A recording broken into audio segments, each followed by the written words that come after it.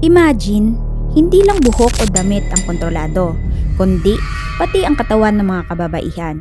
May grupo ng mga dalaga na pinipili para magbigay ligaya sa pinuno at mga opisyal. Ito ang North Korea, kung saan ang mga batas ay hindi lang weird, kundi nakakatakot at nakakadurog ng buhay. Sa video na to, tatalakayin natin ng detalyado ang mga craziest at pinakamadilim na batas at gawain sa North Korea. Kung bago ka sa channel na ito, like at subscribe na para mas marami pa tayong ganitong content. Ang North Korea o Democratic People's Republic of Korea ay pinamunuan ng pamilya Kim mula pa noong 1948, si Kim Il-sung, Kim Jong-il at ngayon si Kim Jong-un. Sila ang itinuturing na parang Diyos sa bansa. Ang sistema nila ay tinatawag na Juche, sariling kakayahan daw pero sa totoo, total control sa lahat ng aspeto ng buhay. Noong 2020, ipinatupad nila ang isang bagong batas laban sa reactionary o dayuhang impluensya, lalo na mula sa South Korea. Kapag nahuli ka sa paglabag, pwedeng 5 to 15 years sa labor camp o kamatayan pa. Law 1. Only 28 approved hairstyles. Ang buhok sa North Korea, may opisyal na listahan lang ng allowed hairstyle, 10 para sa lalaki at 18 para sa babae. Para sa lalaki, bawal ang mahaba, spike, mullet o dyed hair. Dapat maikli at maayos. Si Kim Jong-un lang ang pwedeng magkaroon ng kanyang signature haircut. Para sa babae, bawal ang mahaba sa balikat o masyadong sexy styles. Kamakailan lang, bawal na rin ang roster hairstyle at see-through sleeves. Kung lalabag ka, posibleng hulihin ka ng fashion police at perasahin kang magpagupit.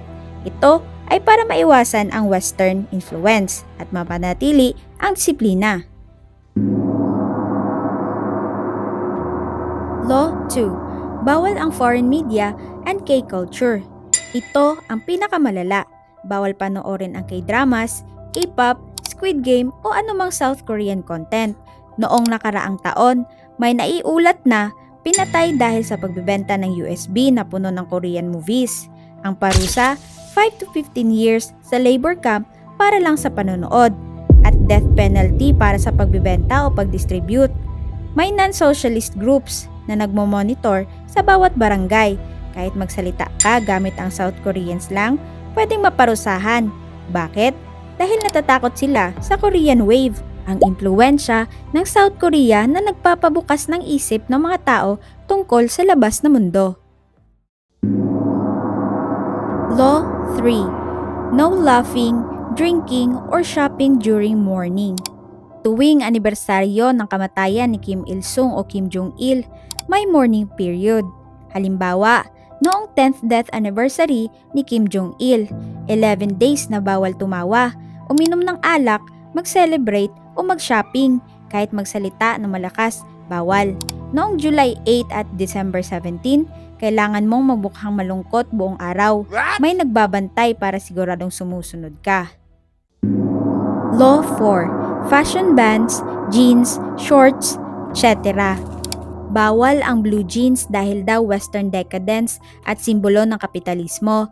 Bawal din ang skinny jeans, shorts para sa babae, sleeveless tops, transparent clothes. Bawal din ang sunglasses at white wedding dresses sa ilang pagkakataon. Kailangan mong magsuot ng socialist-friendly na damit lang. Law 5. 3-generation punishment. Isa sa pinakabrutal kung saan magkasala ang isang miyembro ng pamilya. Pwedeng maparusahan ang 3 henerasyon, magulang, anak, at apo. Pwedeng mapunta sa political prison camps kung saan may gutom, torture, at forced labor. Law 6. Bawal matulog habang may speech si Kim. Dapat gising na gising at nakatitig ka sa screen. Kahit maantok ka lang, pwedeng maparusahan ka ng malala. May opisyal na pinatay dahil dito. Law 7. Bawal na salita at slang. Hindi mo pwedeng gamitin ang South Korean words tulad ng opa o kahit ang salitang hamburger, ice cream at karaoke. Kailangan mong gamitin ang opisyal na North Korean terms kapag nahuli kang gumamit ng South Korean style sa pagsasalita o text, pwedeng maparusahan ng ilang taon sa labor camp. Law 8. Mandatory portraits sa bahay. Dapat, laging malinis ang larawan ni Kim Il-sung at Kim Jong-il. Kapag may alikabok, mapapahiya ka o mapaparusahan. Kapag may sunog, unahin mong iligtas ang mga portrait bago ang pamilya mo. Law 9. Religion and other crazy rules. Isa sa pinakamahigpit na bawal sa North Korea ay ang relihiyon. Opisyal na atheist ang bansa at ang tanging Diyos na dapat sambahin ay ang pamilya Kim. Ang Biblia, bawal na bawal ang pagmamay-ari o pagbabasa nito. Kapag nahuli ka, pwedeng bitayin ka o ipadala sa prison camp kasama ang buong pamilya mo dahil sa 3-generation punishment. May mga ulat ng buong pamilya, kasama ang maliliit na bata na nakakatanggap ng life sentence dahil sa isang Biblia. May show churches sa Pyongyang na puro propaganda para sa mga dayuhan. Sa tunay na buhay, ang underground Christians ay nagtatago ng sobrang ingat. Kahit tahimik kang magdasal sa bahay, kapag nalaman ng neighborhood watch, pwede kang aristuhin agad. Isa sa pinakamadilim na sikreto ng rehimen ay ang tinatawag na Pleasure Squad o Kipomju, Joy Brigade sa Ingles.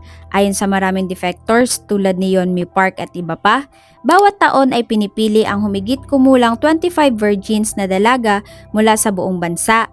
Ginagawa ito sa pamamagitan ng pagbisita sa mga paaralan.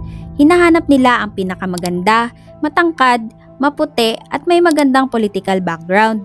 Pagkatapos pumili, sinusuri nila ng detalyado, pati na ang kanilang katawan. Kapag pasado, dinadala sa Pyongyang para sa special na training. Ang squad ay nahahati sa 3 grupo. Una, mga masu o taga-masahe. Pangalawa, mga performer, sumasayaw at kumakanta. Pangatlo, ang pinakamadilim, mga babaeng inaasahang mabigay ng sexual services kay Kim Jong-un at sa mataas na opisyal. Ito ay nagsimula noong panahon ni Kim Il-sung at Kim Jong-il. May mga ulat na ang edad ng mga napipili ay mula 13 hanggang early 20s. Pagkatapos ng ilang taon, ang ilan ay pinapakasal sa bodyguards o inaalis na. Ito ay forced service sa diktador. Maraming defectors ang nagsasabi na ito ay isa sa pinakamalalang anyo ng sexual exploitation at human rights abuse sa North Korea. Paalala, ito ay batay sa testimonies ng mga tumakas. Hindi ito opisyal na kinikilala ng gobyerno ng North Korea. Pero paulit-ulit itong nabanggit sa mga ulat mula sa mga nakaranas mismo. Ang mga batas at gawain na to, mula sa simpleng haircut hanggang sa paggamit ng katawan ng mga kababaihan, ay nagpapakita kung gaano kalalim ang kontrol ng Kim regime sa bawat aspeto ng buhay. Libo-libong tao ang nagdurusa at marami ang namatay dahil lang sa paglabag sa mga ito. Bilang Pilipino, dapat nating pahalagahan ang ating kalayaan. Comment below, alin sa lahat ng ito ang pinaka-shocking para sa inyo? Gusto nyo ba ng part 2 tungkol sa buhay ng prison camps? Like and share and subscribe at i-hit ang notification bell. Salamat sa panunood. God bless at stay safe.